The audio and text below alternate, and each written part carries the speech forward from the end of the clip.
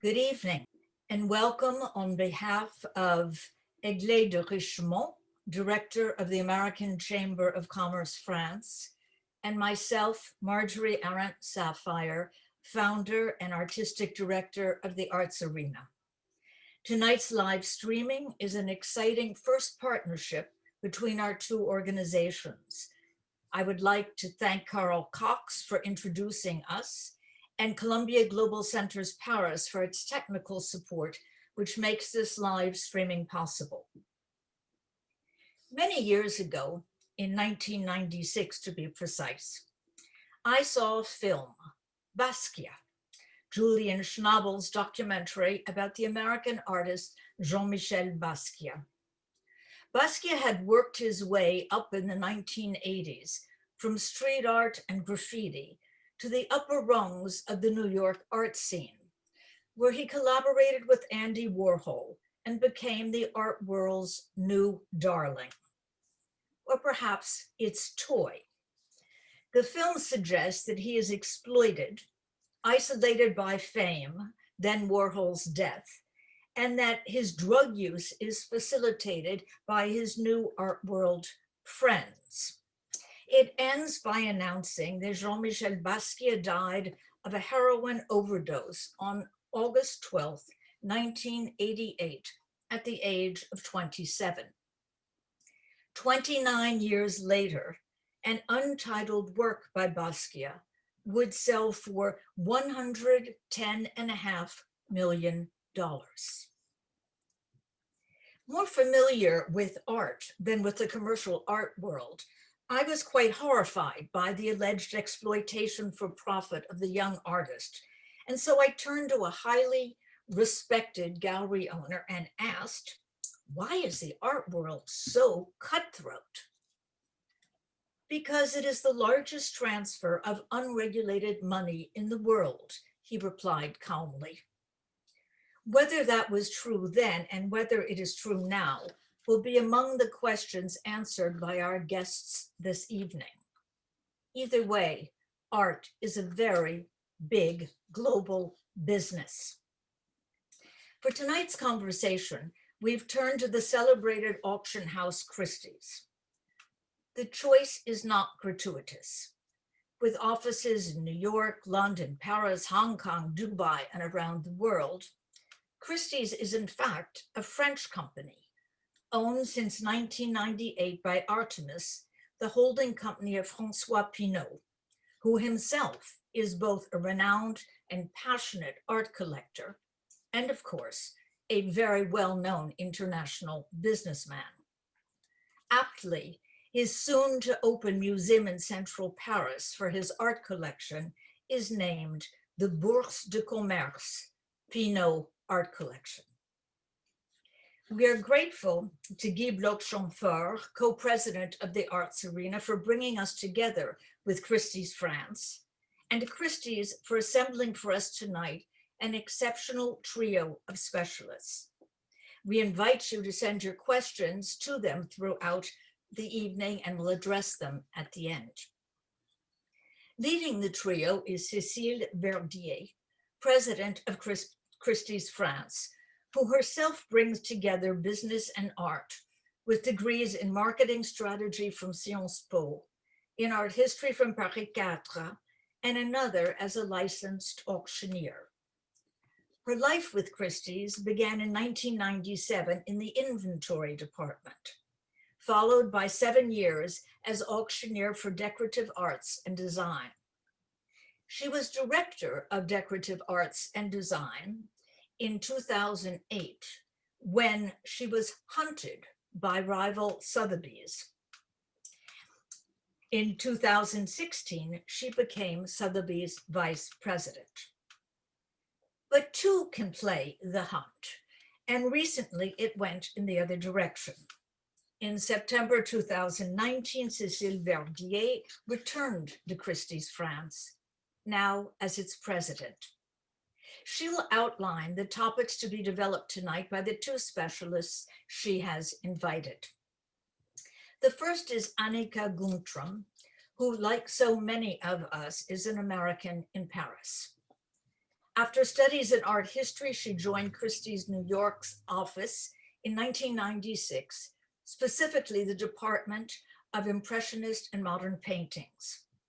6 years later, in 2002, she would inaugurate parasales for the Department of Impressionism and Modern Art while collaborating closely with New York and London. Since then, she has played a leading role in major sales, including the very high-profile 2008 sale of the Yves Saint Laurent collection. Today, she is Vice President of Christie's France and International Director of Impressionist and Modern Art. The second specialist is Emilie Villette. She also embodies the duo of art and business, French and German degrees in art history, and a master's in cultural management from Sciences Po. As Business Development Director of Christie's France, she spearheads Christie's dealings with the wealth management industry, offering particular expertise in art as asset class and art and wealth management strategies.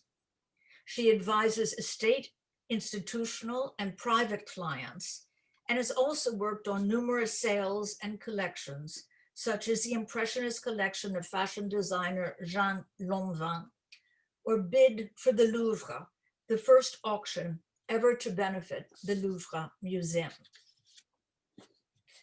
To conclude this introduction, I return to where I began, tonight's partnership between two Paris-based nonprofit associations. The Arts Arena, a multidisciplinary transatlantic initiative in the visual and performing arts, film, and issues of culture and society, has presented more than 300 cultural events since its founding in 2007. The American Chamber of Commerce France, founded in 1894, a bit older than us, has long supported strong commercial relationships between the United States and France, and today counts nearly 250 member companies. A stated mission of the Arts Arena is to strengthen connections between the arts and the worlds of business, finance, cultural diplomacy, sciences, technology, and sustainable development. An appropriate pairing, then, for this evening, art and art as business, the Arts Arena and the American Chamber of Commerce. On behalf of both organizations and of AmCham's director, Aiglé de Rochemont, it is my pleasure to present to you Cécile Verdier, Anika Guntrum, and Emilie Villette, talking about the very big business of art. Thank you very much, Marjorie, for this very sweet introduction for the three of us. Thank you very, very much for proposing Christie to be part of this discussion together tonight. At the moment Guy Bloch-Chamfort and you contacted me about this, I immediately think that it was the year to speak about the art market. Because we have been through a fantastic, how can I say that? A fantastic, it's not a challenge, it's fantastic trauma in a way. We have been through a moment that nobody was expecting. For me, as you gently said, we have joined the companies like 18 months ago. How can I have imagined when I take this to this position that I will be in this situation to have to bring with me a group of above 100 persons to go through this fantastic crisis. And I said fantastic because this crisis is not just negative. It is for us a fantastic way to develop much more quickly, far much quickly, developments that were in us and we wanted to do and we achieved. But what we expected to achieve in maybe 3 or 4 or 5 years, we have been able to achieve them in a couple of months. And to bring all these fantastic teams that I found at Christie's with me to pass through this channel of digitalization, sustainability, etc., has been something that has been a fantastic journey altogether this year. This is just a step right now. We are ongoing. It's an ongoing journey that will continue, but it's really something that is very positive in a way. And maybe this word will look very strange to use today, but it's a very positive way. What we can say, in fact, that there are two main things that I wanted to share with you before I give the room to Anika and Emilie. The first thing is that this year, in fact, we have seen a fantastic acceleration of things we wanted to do. And what we were at the point to do just 1 year ago, in January 2020, we had two objectives this year. One was to develop the digitalization of the company, and second was to develop the sustainability of the company. And the crisis has permitted that. Digitalization, because when you can't go to an auction house, because you have to stay at home because of a lockdown, well, that's great to have the possibility to buy at auction with online sales, or if it's possible still to move outside, it's great to be able to reach a much larger broad of audience and clients all over the world, thanks to new digital tools that we have developed to reach them where they are. So it was a tendency of the market that has been completely developed much far quicker than expected. The second thing is sustainability.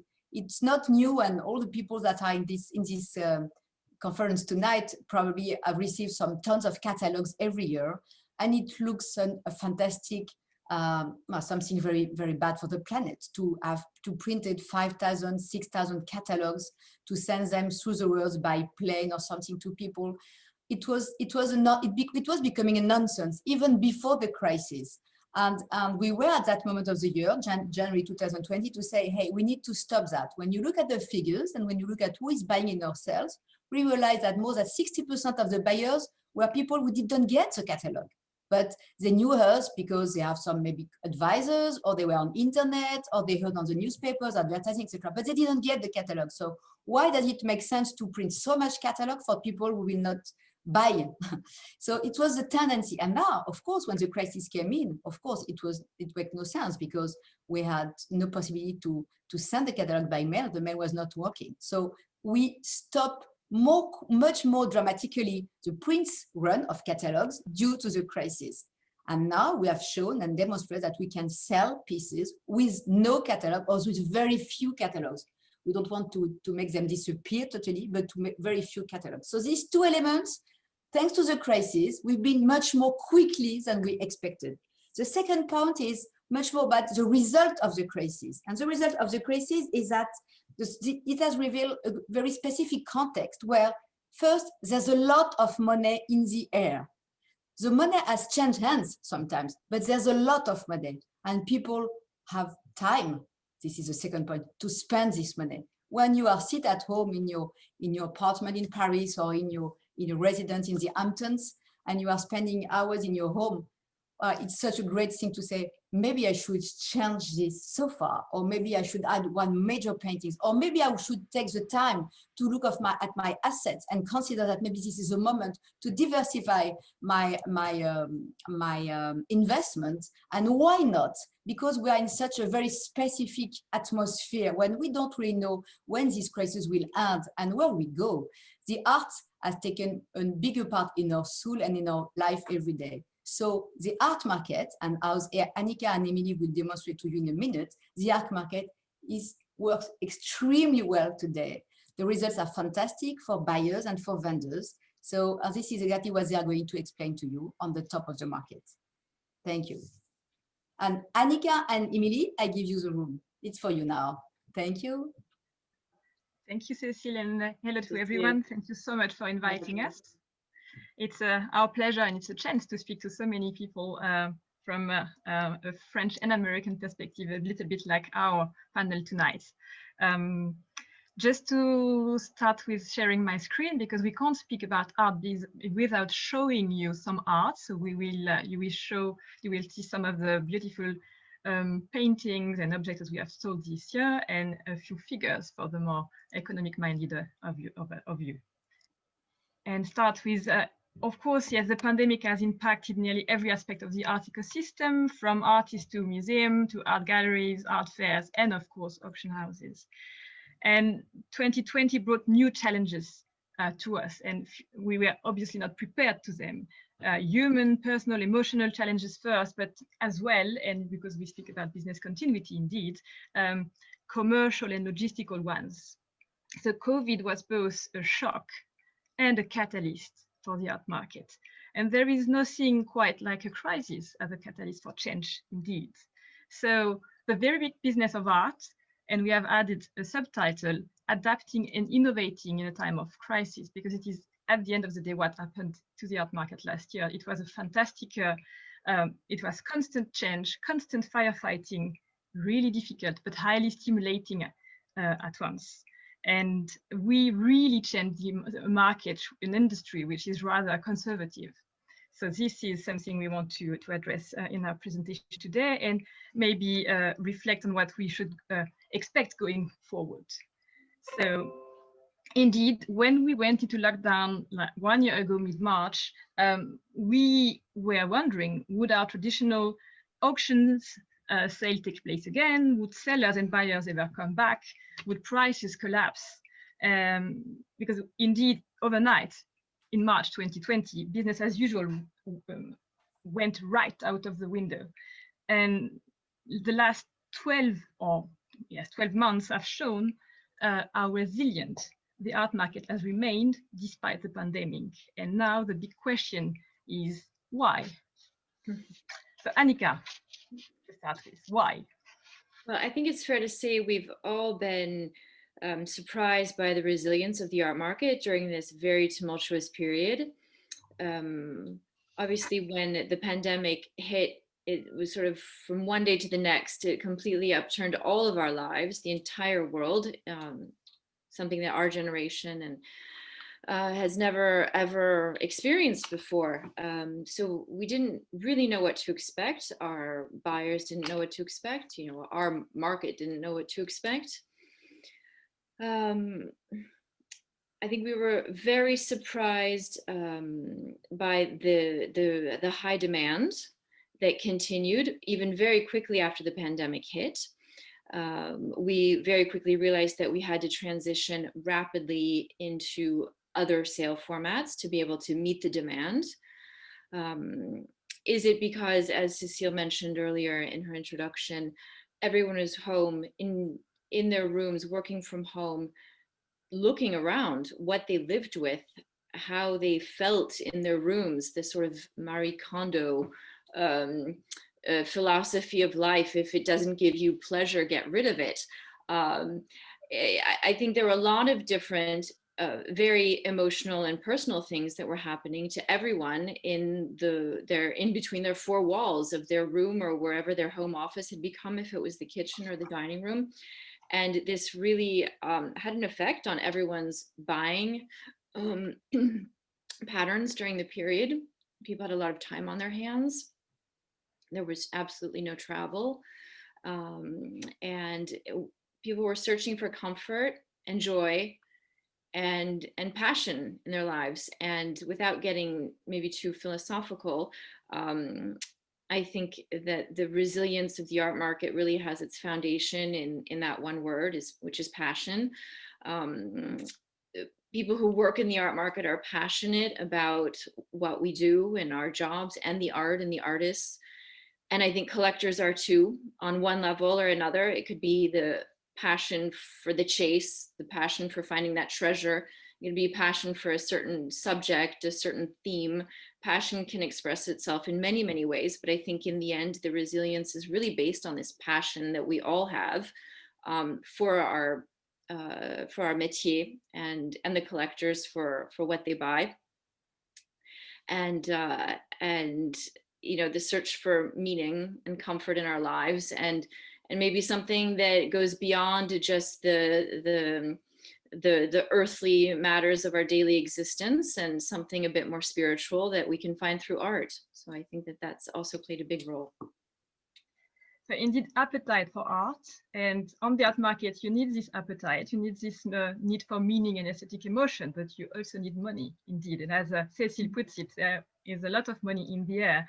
So maybe to add on that and explain this resilience from a more economic perspective, so far the market has held up, possibly because the equity market decline last spring was strong, but short-lived. And on top of that, we live in a world of low to negative interest rates, which we know impact positively art prices, because from a financial perspective, art does not pay an income stream to its owners. So when real interest rates are high or rising, the opportunity cost of owning art is higher. So this is really one of the key reasons as well. Appetite for art, but money, plenty of money available on the market. You have some figures maybe, Anika, to show, because we had a strong demand, but on the other end, the supply side was a bit more tough. Yes, we can say that our supply chain was interrupted by this, by the pandemic. The art market, and when I say the art market, it's talking about global auction sales between Christie, Sotheby's, and Phillips. We saw a declining volume of sales of 26% over 2019. So there was absolutely a dip in the supply side, but the demand was still very high. From a purely French market perspective, the market sustained the hit in a slightly more successful way, at least at Christie's. Christie's numbers, we were down only 13% over 2019, which is a performance we're all incredibly proud of. And maybe it has to do with being in a heavily leaning socialist system where we don't necessarily live the economic highs that America or England does, but we don't live the lows as terribly either. So there's a bit more of a buffer in the economic markets. But there was a crisis of confidence, I would say, on the side of our sellers, who, with good reason, and in past economic downturns, obviously the art market has been hit, and the values of particular artists have declined. So obviously there was that fear there on the side of sellers that would again be the case. And it actually isn't. This is a very different crisis than what we lived in 2008, for example. And in response, actually, to this decline in global auction sales, our private sales vastly surged, because we were able to actually focus on, take the time to convince and comfort sellers for the demand of a buyer for their work of art. And so those numbers do equal out on some level, but volume was down in 2020 over 2019. Another interesting figure to explain the resilience of the market is incredibly and increasingly global nature.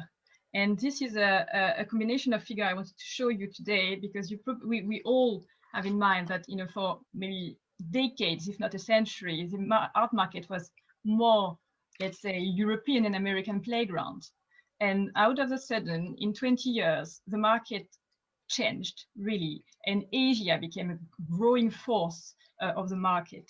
And as you see in Christie sales last year, 1/3 of the buyer were American, 1/3 were European, and 1/3 of the buyer were Asian. So really, it was a standout year for Asia. 15 years ago, when I joined Christie's, Asian spend was maybe at 10%, and now they are balanced with American and European. So this is a way, another way of explanation of why the market was so resilient, because actually it's really a global market now. So a drop in the volume of our sales because of the short supply. But what about prices, Anika? We, again, have not been able to turn to any one particular artist market where there has been a drop in value. It's actually been quite to the contrary. And we feel like even in 2021, the market is picking up steam over 2020, which was already very strong. I think if we take these two examples of pictures, the Van Rysselberghe on the left, the Partie de Tennis, this was a picture that is an excellent example of Van Rysselberghe's neo-impressionist work from 1889. And we priced this work, we estimated it prior to the pandemic. We estimated it at a very aggressive 2 to 3 million euros. It was originally intended for our Paris March 2020 sale, which was eventually pushed back to the month of June when we were able to open up. But even prior to the pandemic, this estimate had been considered by certain buyers active in the neo-impressionist market, even by other colleagues of mine in New York and London. The estimate had been considered very aggressive at 2 to 3 million euros. In Paris, we felt it was an estimate that reflected the quality and the rarity of the picture and the condition. It came from Toulouse-Lautrec's personal collection, actually. He chose it and exchanged this work with the artist Van Rysselberghe. And when the sale was pushed back to June, we did not adjust the estimate. We stood by the quality and the price that reflected the quality of the picture. And we had an enormous amount of competition for the work, which eventually sold for slightly over 5 million euros, which is among one of the top prices. I think was the third record price for Van Rysselberghe ever achieved at auction. The Toulouse-Lautrec on the right was a picture that was offered in our New York sale in December 2020. And it was not a large canvas. And again, it was estimated correctly at 3 to 5 million euros. And it just flew and sold for over $9 million at auction just in New York in December. And I have to reiterate that these are pictures that are being sold that are not being seen in person by the global art market. The exhibition in New York was actually closed to the public. It was open upon appointment only. We had a lot of luck in Paris. We were open to the public. We were able to receive clients here to look at pictures, but the actual buyer of the Van Rysselberghe did not see this work. What's really driving the market and what has always driven the market is quality. That's still absolutely true today, even in the pandemic. And I would say even more so than ever, those elements are more important than ever. There is a race for quality. And but even in the middle market, which typically in an economic downturn, the middle market is affected. The lower price range, anywhere between 30 and 500,000 euros, and we're not noticing any dip in value. The demand is still absolutely present more than ever. So art as a safe haven and flight to quality indeed. Just one more example from the classic art. Really a very mature market, of course, and I wanted to share with you this incredibly beautiful picture by Nicolas de Largillière called La Belle Strasbourgeoise, which happened to achieve a record price in September between two lockdowns, really. An iconic image of the French woman of the 18th century, free, elegant, and feminine, and highly evocative of the Grand Siècle of Louis XIV. And the estimate was put by the team, punchy estimate, at the level of the record price for the artist. And the painting sold, as you can see on the slide, for more than twice its low estimate. But interestingly, Christie sold this painting 3 times since the 19th century. And for the first time, we sold it to an Asian collector. So really 18th century French painting going to Asia. As I said, quite a representative of today's market. And interestingly, there is a twin painting of this painting in the collection of the Musée des Beaux-Arts in Strasbourg. And when the museum bought it in the 60s with the help of the Rothschild family, they bought it at that time for a record price. And really, this Belle Strasbourgeoise is an image synonymous with record price at each of its appearance on the market. So really strong price for top quality, even for less fashionable art, classic art, but really quality pieces. And we've had a series of sales already this week since Monday. We're only Wednesday, that have gone extremely well. In New York on Monday night, we had a collection of 8 works on paper from a private British collector. It was a very small selection of works, estimated at $15 to $22 million as the pre-sale low and high estimate. Included in this group was this wonderful Van Gogh drawing, La Mousme, from 1888 that you see on the right. And the work sold for over $10 million, achieving the world auction record for a Van Gogh work on paper at auction. It was a spectacular result. The sale sold for the high estimate around $22 million, which is, when you think about it, for 8 works on paper, it's a spectacular result. There was this Van Gogh, Henry Moore as well, that sold very well, one of the subway drawings.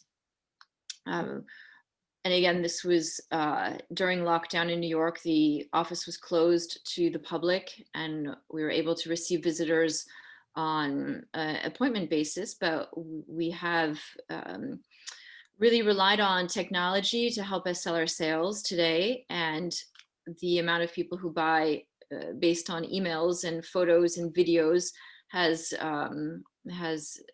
become absolutely astounding, even at this price level. And what about the rise of private sales, Anika? You mentioned it quickly before. Yes, this has been obviously, as many of you are probably aware, the auction houses do also do private sales. We have a private sales division, and we offer the choice to our sellers and our buyers as trying to be a full service auction house. The private sales have for many years been an important part of our yearly figures, but the explosion of private sales in 2020 was absolutely phenomenal.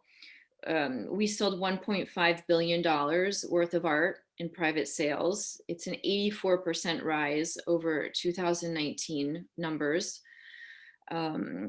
And again, in a context where the works were not traveling, these works were being sold sight unseen based on photos and videos.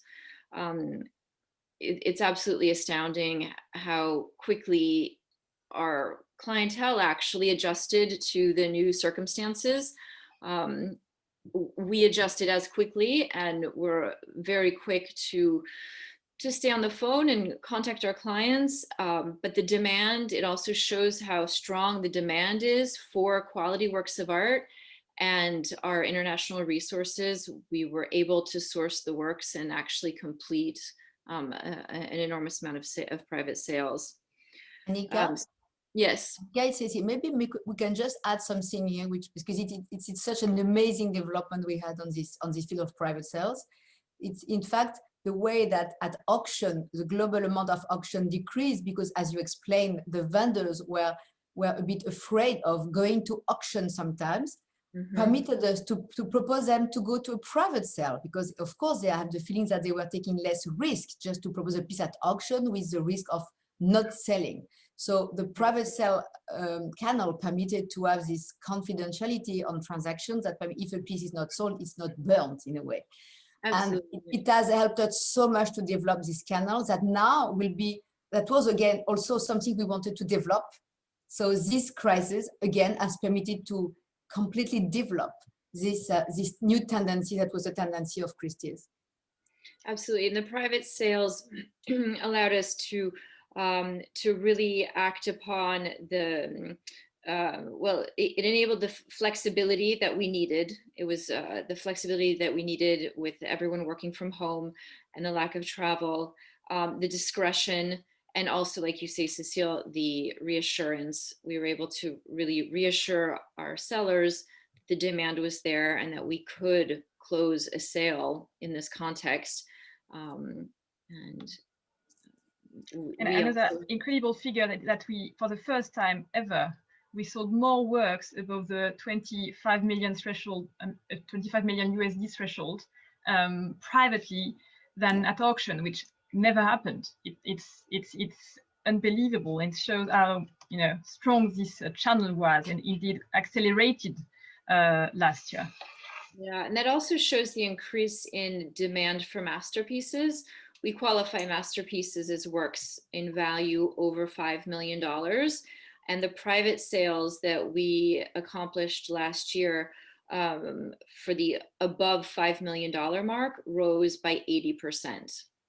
So that's a really big jump in numbers over 2019.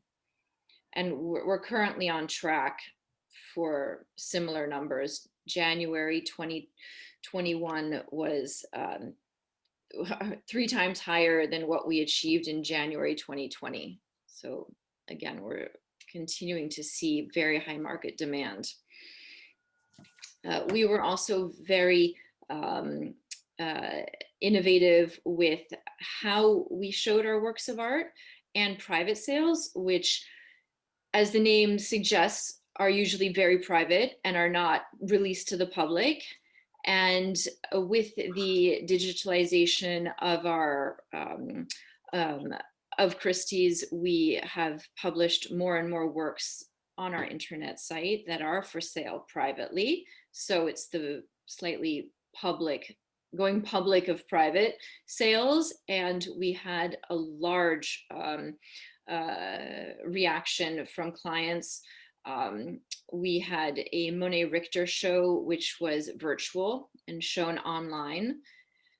Even some of the works that were included in the show did not even travel to New York to be hung in the room, but the actual viewing rooms were mocked up digitally with pictures that were loaned and that didn't travel. We had some pictures from Paris that were in the show and they stayed in their location here in Paris, but you could see them online in the context of the Monet Richter show.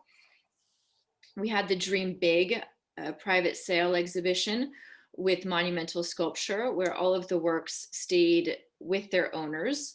So we did not move anything. And 60% of the buyers actually from the Dream Big selling exhibition came to us through the internet platform, which is a big jump from just our usual one-to-one specialist to client outreach.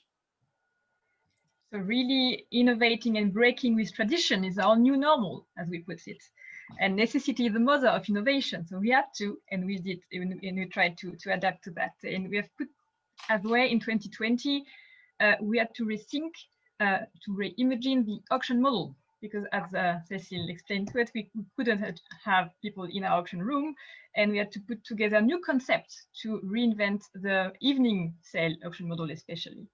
And we come up with what we call the hybrid live stream auction model, consisting of the combination of the best of both worlds, digital and the in-person real world.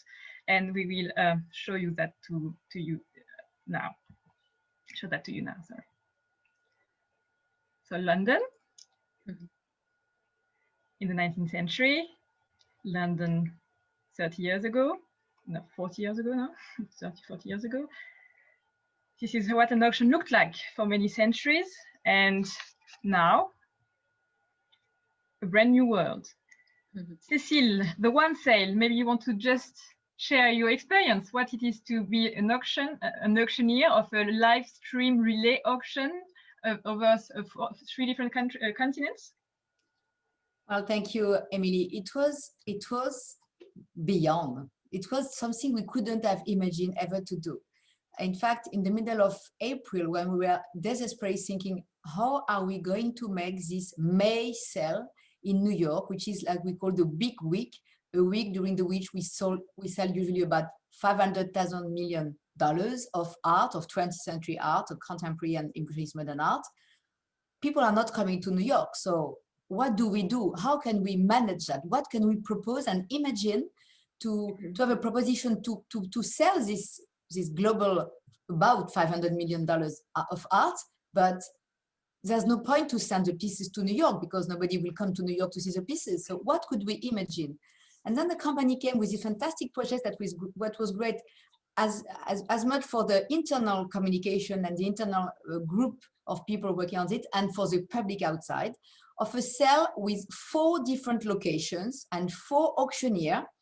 The sale started, it was about 8 p.m. in Hong Kong, 3 p.m. in Paris, 2 p.m. in London, and 9 a.m. in New York. But it was a sale during one day. We, in fact, sold 4 portions of a sale. So the first 20 lots were sold in Hong Kong, with my colleague Hélène Kwok taking the hammer in Hong Kong. And the 3 other auctioneers, myself in Paris, UCP Cannon in London, and Adrien Meyer in New York, were taking the bids in their room or over the telephone in their own location and relaying these beads to their colleagues in Hong Kong. After the 20 lots, the sale moved to Paris, so we were just going west. So we went to Paris, and then it was another group of 20 paintings, etc., etc. And my colleagues were giving me the beads, and then from London and New York. So it was a fantastic example of a completely global auction on a global market at a moment where nobody at all can travel.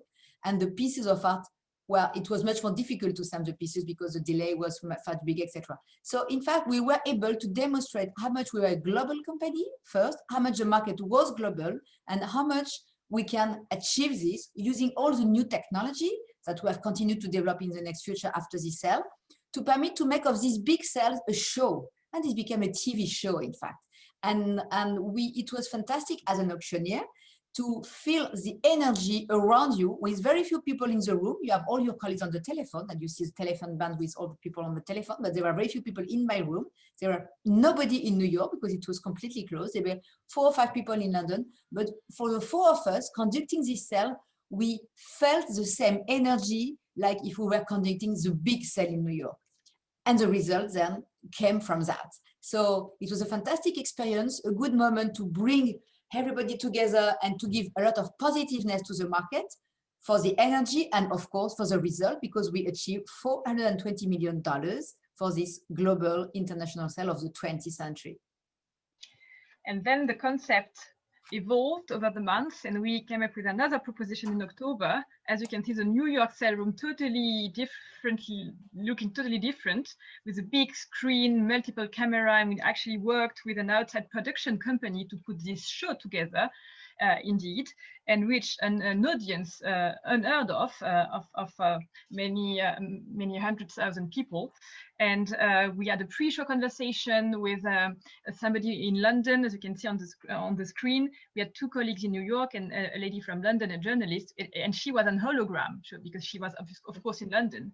So an hologram lady on a pre-show before the evening auction, a big screen, nobody in the room, like really auction of the 21st century. So a new approach, a new format, a new timing as well, because usually we have those big week of sales in October and in November, but last year the traditional auction market calendar has turned on its head, and we came up with a new proposition, new timing, everything new, and a new art market in a way. And we actually sold a T-Rex as well during this auction. So not only a new timing, but traditional art market categories were increasingly blurred as well. And we were just focusing on top quality because this T-Rex is most complete T-Rex skeleton ever discovered, and we sold it for 31.8 million USD. So top quality T-Rex in a way, to be sold with top quality works of the 20th and 21st century. And if we combine all those marquee week sales with a live stream auction, all those live stream auction, we had a combined total of 1 million viewers, which is unheard of, which is absolutely not, we are not a Super Bowl. We have not such an audience for our sales, but it really, it is what it is all about with online, with live stream, with this, it's about reaching a wider audience, providing a greater accessibility and convenience for collectors and others, curious people about the art market, in a way. So really online has been a catalyst for change. It has been a new channel for us, but also a new means to just reach a wider audience. And over the last 2 decades, the art world has been quite slow in adopting new technologies. We are a rather conservative industry, of course, but the pandemic has accelerated the digitization of our society, and the art market is no exception. And to sum it up, really, it has enabled us to, through online-only sales, to offer a wide variety of works and items, works of art and collectibles, to a wider audience and to a younger audience, which is another key and very interesting trend in the art market. So the first example maybe we can mention is this lovely collection that we sold last year. Absolutely. So this is an interesting example. This was a collection that was supposed to be sold in a live auction with us in Christie's Paris. And it was the first online sale that we did in our category, in Impressionist and Modern Art. It was a group of works by Hans Arp. And it was a very courageous decision on the part of the family because they were a bit the guinea pigs in our online adventure. They had expected a traditional auction with the catalog and all the bells and whistles as we normally do. And they agreed to switch into the online format. So this was our first online collection sale in May of 2020. So it was actually even before our traditional Impressionist and Modern sale that was intentionally organized for the month of March and was pushed back to June. The result was fantastic. Upon reflection, we did not feel as a team that we would have made any more money had the works been offered in a traditional auction setting. So we really felt that the online sale was an equivalent platform for selling works of art, and we were thrilled with the success, as was the seller. Absolutely, and the figure is quite unbelievable. So, because as you mentioned, Anika, earlier, global auction sales decreased, but online-only sales at Christie, Sotheby's, and Phillips in 2020 rose with a 511% jump from 2019. So, quite a phenomenal growth last year. And it is very likely that much of the new online behavior in the art market, accelerated by the pandemic, is here to stay. So our challenge now is really to find the right balance between online and live, between online sales, online only sales, and offline sales, live sales. So this is really what is at stake right now. Don't want to bother you with too many figures, but really one I want to mention to you is this incredible growth as well in terms of new buyers, because online is really a great way for us to reach a new audience, really new buyers, and we had a growth in terms of new buyers coming for the first time to us and buying with us for the first time, and as those new buyers were up by more than 200%. This is 2019, and interestingly, they are quite young, because 32% of all new online-only sales buyers are millennials, so between 23 and 38 years old, so really a young crowd. And this is really an interesting point for us, because we not only have older clients, but now we have a younger crowd, the next generation of collectors who is increasingly engaging with us, and especially online. Interestingly as well, this rapid escalation in terms of online-only sales, it's not only about more sales online, it's also about an increased average price online. So not only people are buying lower value or mid-value works of art online, but we also sold many lots above the million threshold online only. So with no auctioneer on the auction platform of Christie's online platform. So not only auction houses adapt to the new normal, collectors do as well. And the traditional price ceiling in the online art market has been broken, as you can see with this diamond sold for 2.1 million, and this painting by the modern British artist Laurie sold for above 2.5 million USD. So online is really has increased dramatically. Actually, we started with online sales almost 10 years ago, but it was nice to have. Now it's a must-have in a way. Another really interesting trend last year is that there has been a spirit of collaboration among the industry, with larger galleries collaborating with smaller ones, with dealers and art fairs collaborating with auction houses, for instance. And this has been something quite refreshing in a very competitive industry. All those efforts had more or less of a success in terms of commercial success, but they were interesting in terms of how we want the future of the art market to look like. And one we mentioned, Marjorie mentioned in our introduction, was the collaboration between Christie and the Louvre. The Louvre might buy at auction, but they never sell anything, because in France, as you may know, it's strictly forbidden for any museum public museum to sell works from their collection, which from time to time is possible in the US. But obviously they desperately needed money this year. So we came up and worked with them hand by hand, which never happened in this form last year, to create an auction.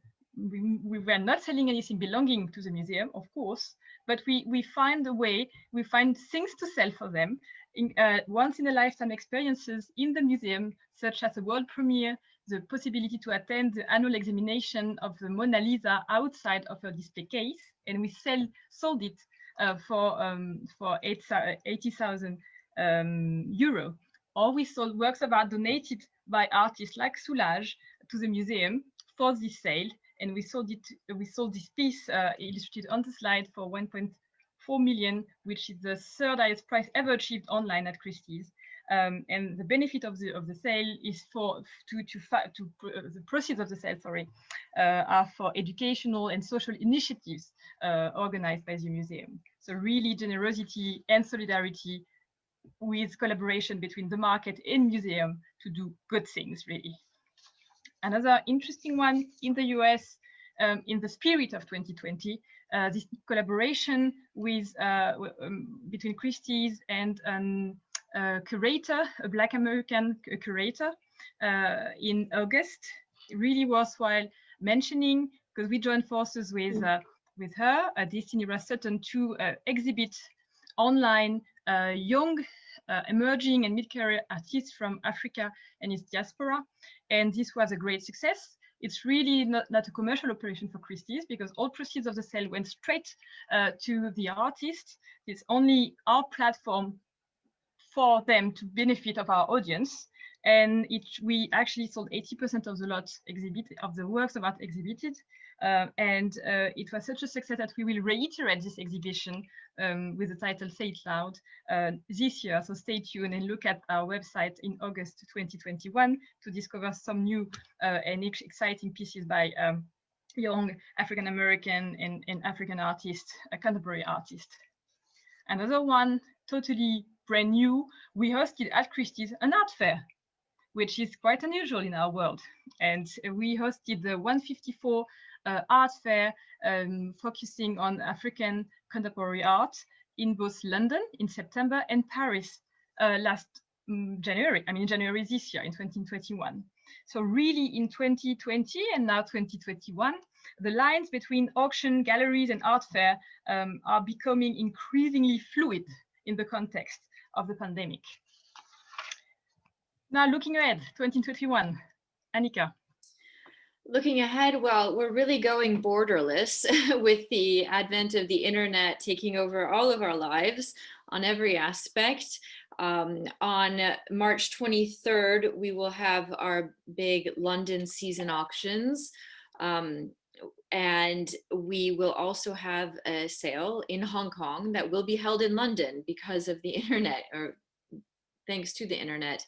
We're offering as lot one in our March 23rd evening sale of Impressionist, Modern and Contemporary Art, this masterpiece by Basquiat.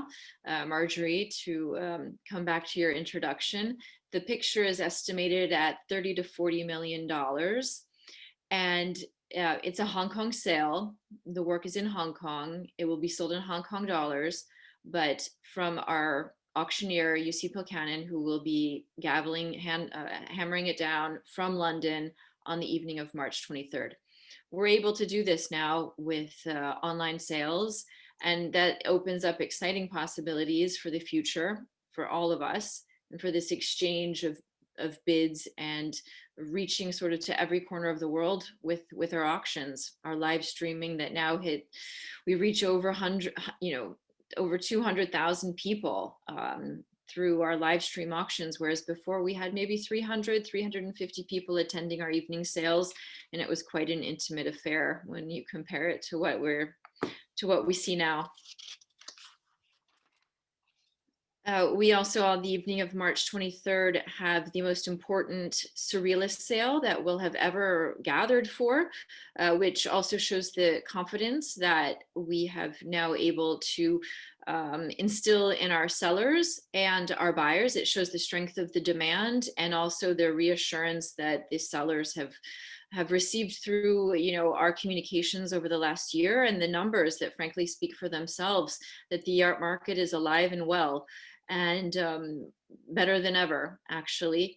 And we have this fantastic Miro from the 1930s, this incredibly rare Calder, the Christmas Submarine, a masterpiece by Magritte. There's a large collection of surrealist works, important works that are coming from Paris, actually, that will be sold in London.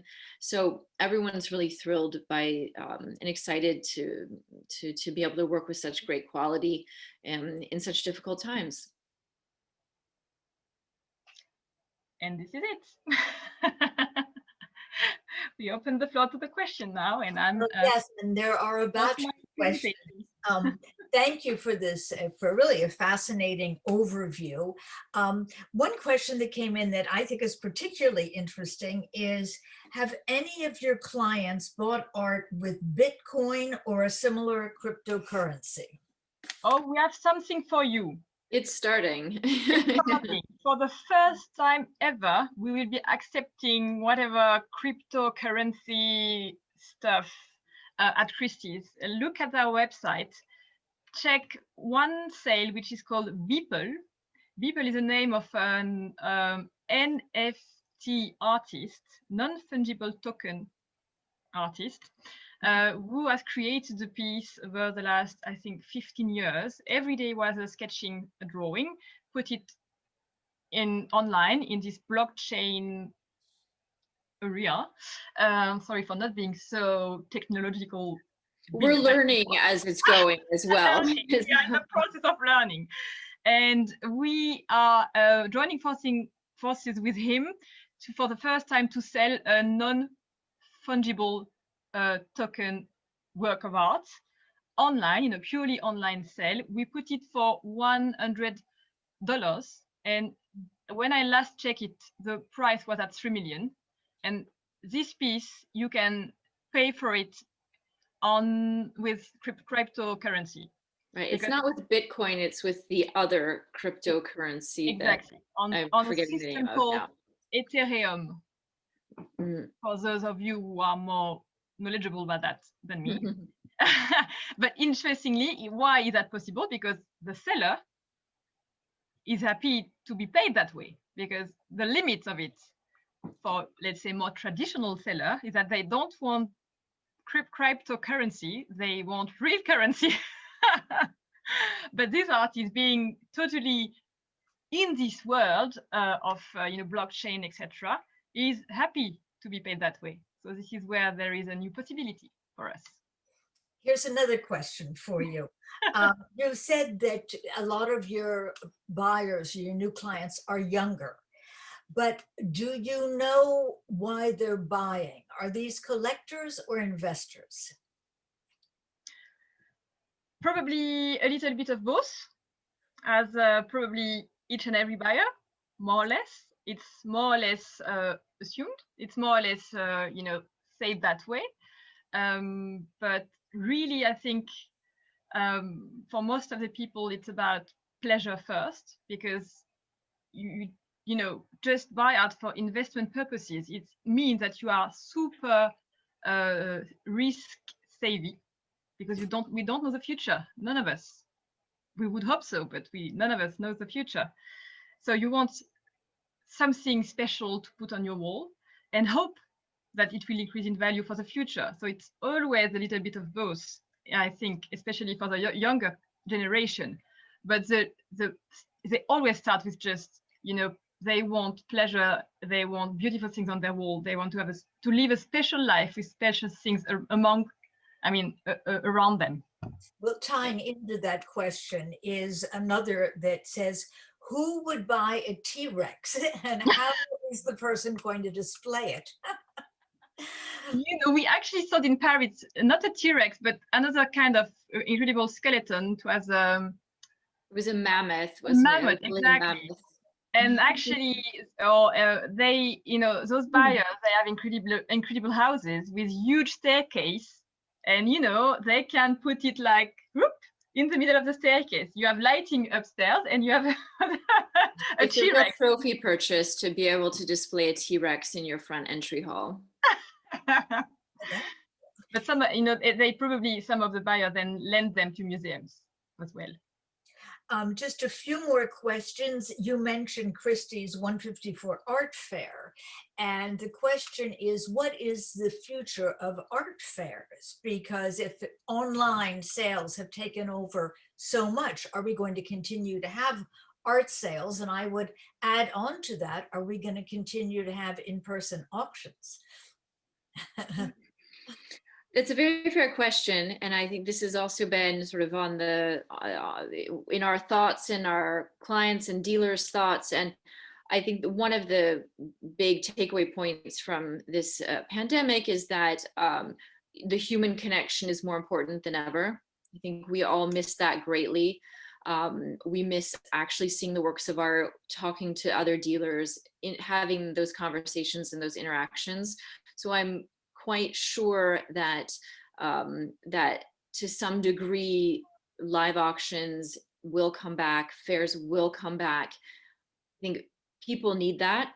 We need that on a human level, and also part of the sharing of the art experience is also sharing it with other people. It's the dialogue that's created between people and the work of art. So it is, on a long-term level, difficult to continue doing that in a vacuum, which is what we're able to maintain right now, but we hope that that will be short-lived. So I do think that, fairs and real live auctions will come back. Online is definitely here to stay up, for a certain price point. Absolutely. It's an incredibly efficient way of reaching out to a large public. And it suits our buyers' lifestyle as well. People buy online now. It's what they want. It's really part of the answer is we need to find the right balance between, what is really, where is the added value of live, what is fitable for online and making total sense. And it's probably the same for art fairs, because, in this, the whole thing is about finding new balance, I think. And it's a tough question. It's stimulating. I'm sure that it's a question that a lot of people are asking, and gallery owners are asking, as well as people who run Absolutely art right. fairs, because it is, in that sense, a brave new world. Well, I want to thank you very much for this presentation. It was really fascinating, and I'm sure that we could go on for a very, very long time, because it's really an open-ended question. Do you have anything more you want to show us about what's coming up in Paris on your calendar? You mentioned, well, the Basquiat sale, and you mentioned the Surrealists.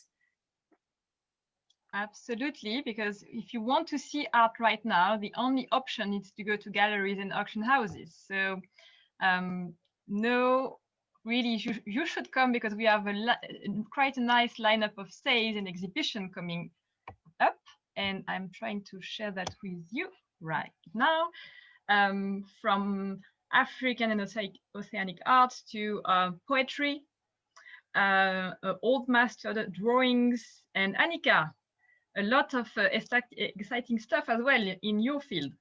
We have a number of collections coming up. We have a wonderful private collection with a very beautiful Caillebotte landscape, Itinéraire d'une Passion, which will be held on March 30th. Please come by and see us, and come see some great paintings. We also have our April 14th sale with Impressionist and Modern works on paper and paintings and sculpture. We have a lot of, this is Impressionist and Modern Art Month. Exactly.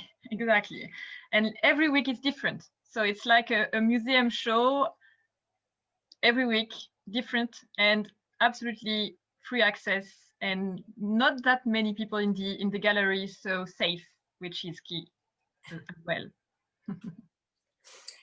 Well, again, I want to thank you so much for taking part in this evening's conversation. And I want to also invite everybody to something that's coming up on the arts arena, which is almost an extension of what we're talking about tonight. On March 11th, the Arts Arena will present a live streaming event with Sultan Saud Al Qassami, a member of the royal family that rules the United Arab Emirate of Sharjah. I'm sorry for my pronunciation. Al-Qassami is an eminent collector of and specialist in modern and contemporary Middle Eastern art, as well as a very highly regarded political commentator published in the Financial Times, the New York Times, the Guardian, papers around the world, and a scholar.